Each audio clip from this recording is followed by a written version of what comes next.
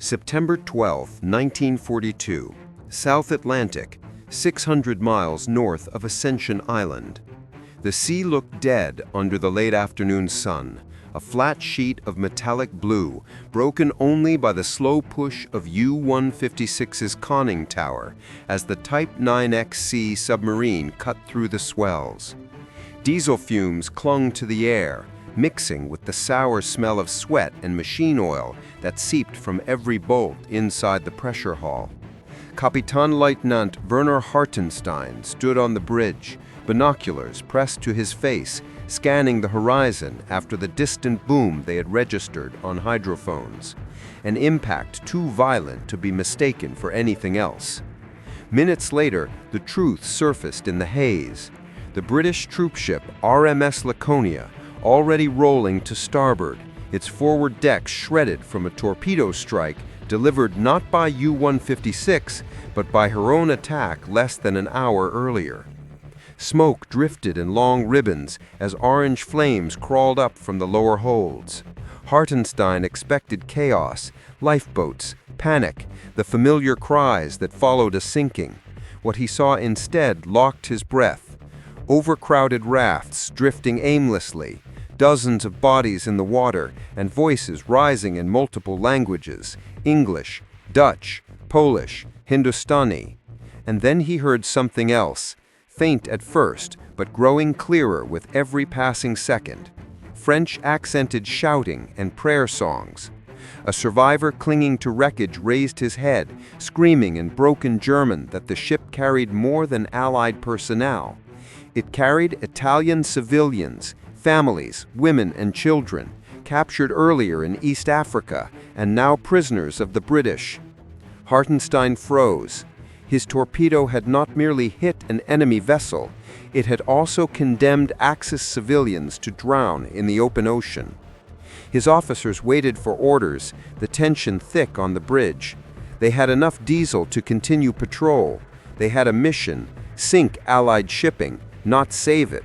And yet, Hartenstein's jaw tightened as he listened to the screams rolling across the waves. Just after 1800 hours, he made a decision that risked court-martial and exposed the submarine to air attack. Rescue operations would begin at once. U-156 surfaced fully, and the crew, still stunned, threw lines overboard, pulling shivering survivors from the water. Some were British soldiers who stared in disbelief at the gray wolf hauling them to safety. Others were Laconia's crew, coughing up fuel oil and muttering prayers. Several were Italian prisoners of war, terrified the Germans would leave them behind. The submarine quickly became overcrowded. More than 50 survivors lay across the deck, wrapped in blankets scrounged from emergency stores. Hartenstein radioed headquarters with a message that shocked the BDU itself. He was conducting humanitarian rescue and required safe passage. Within hours, two more U-boats, U-506 under Erich Rödemann and U-507 under Harro Schacht, moved toward the coordinates to assist, along with the Italian submarine, Kapitänleutnant. By nightfall, the South Atlantic was dotted with floating lifeboats and Axis submarines towing lines full of survivors. The scene resembled a ghostly maritime hospital, lit only by moonlight and the red glow of signal lamps. But the calm broke just after midnight. Hydrophone operators aboard U-156 detected an engine note: radial aircraft, single prop, approaching from the southwest at low altitude. The nearest Allied airbase was on Ascension Island, more than 600 miles away. No patrol aircraft should have been able to reach this location. Yet the unmistakable hum grew louder, vibrating along the hull. The deck crew froze as the darkness seemed to thicken around them. Survivors looked skyward. A shape moved through the clouds, slow and deliberate. Hartenstein lowered his binoculars as the aircraft's silhouette sharpened. Broad wings, deep-bellied fuselage. It wasn't on their charts. It wasn't supposed to be here. And then the signal lamp on the aircraft blinked once, pausing, then blinked again in a pattern no one on the submarine recognized. For a moment, nobody dared speak. The sea held its breath. Whatever that aircraft was doing this far out, it had found them, and it wasn't alone. September 13, 1942, South Atlantic, 590 miles north of Ascension Island. Night. The first sweep of the unidentified aircraft passed without gunfire, yet the tension on U-156's deck had hardened into something cold and electrical. Survivors huddled beneath tarps, whispering prayers in Italian, English, and French. The moon hung low, painting the ocean in a weak silver glow as Kapitänleutnant Hartenstein watched the sky through narrowed eyes. The aircraft circled once more, deliberate, measured, its engines droning like a distant saw. No Allied patrol plane had reason to be operating this far from base, but the silhouette was becoming unmistakable. A consolidated B-24 Liberator, likely from the 1st Composite Squadron operating out of Ascension. If it was a routine patrol, its pilot would have already attacked, but instead, the bomber drifted over the Laconia rescue zone at reduced throttle, as if trying to understand what it was seeing. U-boats with survivors packed on their decks, lifeboats tied to bow cleats, and Italian civilians waving makeshift flags of surrender. Hartenstein made a final attempt to avoid escalation. He ordered his men to hoist a large Red Cross flag across the deck, stretching white canvas over metal railings. A second flag, jury-rigged from bedsheets, was tied to a pole and held aloft by a British survivor who insisted the Americans would respond to him more clearly than to a German signalman. The B-24 banked, passed over once more at low altitude, then climbed. Hartenstein allowed himself a moment of hope. Perhaps the Americans had understood. Perhaps they would report the situation without firing. Below deck, the radio man repeated the rescue broadcast. German submarine engaged in rescue of survivors. Request non-interference. Red Cross displayed. Minutes stretched, quiet except for the clatter of the diesel engine running at low speed as U-156 maintained position alongside drifting lifeboats. Then, without warning, the bomber returned, this time on an attack run. Its bomb bay doors yawned open. The first depth charge hit the water 30 meters off the port bow with a metallic splash, followed by a thunderous underwater detonation that lifted the submarine's stern. Screams tore through the night. Survivors were blown off the deck, hurled into the sea. A second depth charge followed, then a third. The concussions rippled through the hull, rattling every valve and bolt.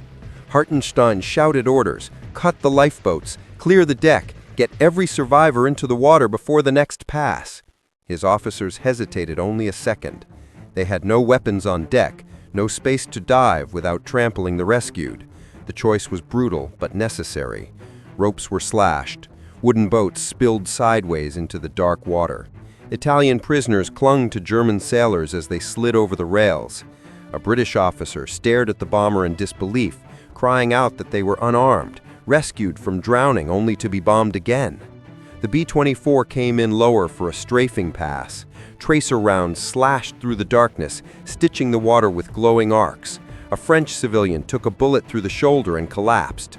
2 German sailors were hit while trying to lower a raft. Hartenstein ordered an emergency dive, something he had avoided at all costs, knowing it meant abandoning dozens still in the ocean, but the submarine could no longer remain a target. As the klaxon sounded, "Alarm! Alarm!" sailors scrambled below decks, hauling in whoever they could reach. The last survivor pulled aboard was a young Italian mother, clutching her half-conscious son. The hatch slammed shut. Water poured over the bow as U-156 slid beneath the surface, leaving lifeboats, wreckage, and more than 100 survivors scattered in a widening circle. Inside the boat, darkness fell as the red emergency lights flickered. The pressure hull groaned under the sudden dive. Hartenstein wiped diesel spray from his eyes as he reached the control room, the deck still trembling from the near-miss detonations. No one spoke until the depth gauge steadied at 70 meters. Breathing returned in slow, ragged waves. Then the hydrophone operator looked up, expression pale. "Sir, multiple engines, more aircraft inbound." Hartenstein closed his eyes. The Americans weren't just attacking, they were hunting anything that remained at the surface, regardless of the Red Cross flag, regardless of the civilians, regardless of the radioed plea for mercy. In the dim light of the control room, the captain knew the rescue operation had become something entirely else, something the German High Command would never admit, and the Allies would deny, even if confronted with the truth. Above them, the B-24s continued circling, dropping flares that turned the night ocean into a field of white fire. And somewhere in that burning radius, more U-boats were still on the surface. U-506, U-507, and the Italian Kapitänleutnant, all towing survivors, all unaware that the rescue zone had become a kill zone. The South Atlantic had turned into a place where mercy itself had become a target. September 16, 1942. South Atlantic, drift zone east of Laconia wreck site. Dawn crept over the ocean like a pale wound, staining the horizon with a weak orange glow as U-156 surfaced again. The diesel engines coughed to life, rattling through the pressure hull after nearly 30 hours submerged.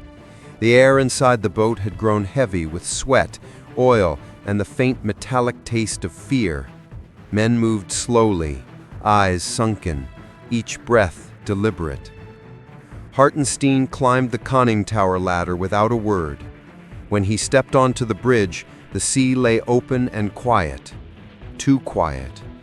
No lifeboats in sight, no fellow U-boats, only scattered debris drifting on the current, an oar, a crushed tin water ration, a child's wooden shoe. The wind carried no voices, no flares, nothing human. The deck gun crew scanned the water through binoculars, searching for survivors from the attack 2 nights earlier. The rescue operation had collapsed into chaos. U-506 and U-507 had scattered when the first Liberator descended with depth charges. The Italian submarine Kapitänleutnant had barely avoided a strafing run and fled south, towing its lifeboats as long as its damaged engines allowed. The Americans had kept bombing the rescue zone until sunrise, dropping at least 7 more charges with no regard for the Red Cross banners or the crowds of men, women, and children in the water. The ocean had swallowed the evidence. Hartenstein lit a cigarette with shaking fingers, a rare break in his discipline, and watched the smoke curl into the morning air. Below him, the German crew worked in silence, lifting the few survivors who had managed to stay near the submarine when it resurfaced. A Royal Navy petty officer, shivering and blood-stained, stared at the horizon as he was pulled aboard. "My God," he muttered, "they just kept dropping them." Hours later, a distant shape appeared, an Allied naval vessel, hull low, smoke trailing from its funnel. The tension on U-156 spiked until a signal lamp flickered. An American warship, USS Omaha, instructing the submarine to maintain distance while it moved to recover survivors still adrift. Hartenstein ordered engines to idle. This was a rescue transfer, not a surrender. His boat was damaged, carrying too many civilians and low on fuel to return to Europe. But the Germans worked quickly, lowering rafts and escorting the British, Polish, and Italian survivors across the swells. Some couldn't walk and were passed hand to hand. Some wept. Others simply stared, unable to comprehend being rescued by the very Navy that had bombed them hours earlier. A U.S. sailor aboard Omaha looked at the battered civilians and shook his head. "We didn't know," he shouted across the water. "They told us it was a trap. They said no survivors." Hartenstein didn't argue. War distorted everything: intent, truth, even mercy. By afternoon, U-156 had transferred nearly all remaining survivors. Only the Italian mother and her son stayed on board temporarily. The boy was too weak to move. The American captain signaled gratitude, brief and professional. But as U-156 pulled away to resume its journey toward the Vichy-controlled port of Lorient, a final message crackled over the radio, this one from BDU headquarters in France. It was Admiral Donitz himself, the commander of the U-boat fleet. His order was blunt, cold, and stripped of emotion. All rescue of survivors is to cease immediately. Submarines are not to aid or recover crews of ships sunk. Any attempt is to be abandoned. Every man on U-156 understood what it meant. The Laconia incident would be buried, not honored. The courage and risk they had taken, ignored. The civilians saved, unmentioned. The civilians lost, unacknowledged. The truth of the bombing, classified by both sides. Hartenstein folded the message slowly, the paper trembling as he set it beside the chart table. He gave no speech, no protest, only a quiet order to set course northeast, engines at cruising speed. Below deck, the crew returned to routine operations, their movements mechanical, but their eyes distant. Diesel engines drummed through the hull as U-156 faded into the expanse of the South Atlantic, leaving behind a stretch of ocean that now held more questions than graves. Survivors would later give their testimonies.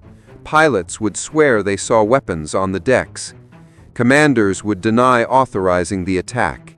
Nations would rewrite the incident into something that fit their needs. But for the men who lived it, German and Allied alike, Operation Laconia became a silent entry in their private logbooks, too heavy to speak aloud and too real to forget. The war would continue. Mercy would not. But in that lonely patch of ocean, under a sun that revealed everything, yet explained nothing, the truth remained suspended just beneath the waves, waiting for the day history would finally stop trying to hide it.